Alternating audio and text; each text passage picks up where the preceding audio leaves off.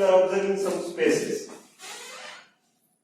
For printing this pattern, again we are taking the column factor J. J is 1, 2 and 3 and 4.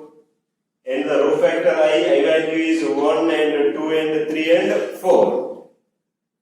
But if you observe carefully, here the star value, I plus j value, if you observe, I value is 1 and the j value is 4 and I plus j value is 5.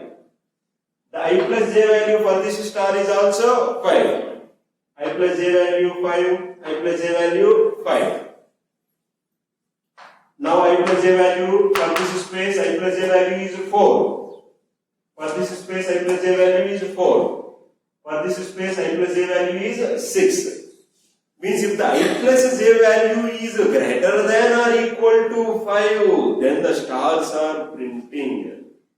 If the I plus j value is less than 5, then the space is printing. So if I plus j value is greater than or equal to 5, then stars are printing.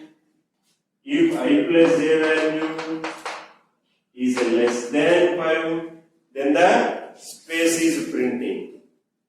Here we are giving the chance to the user. Instead of 4, we are telling the user you can enter any number n you expect.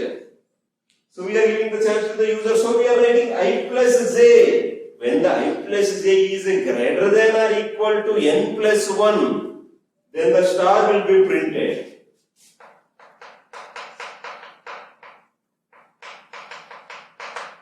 So we are printing the star. Else,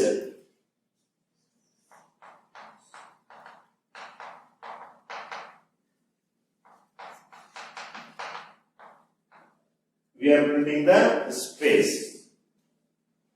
So every time when the I plus j value is greater than n plus 1, star will be printed.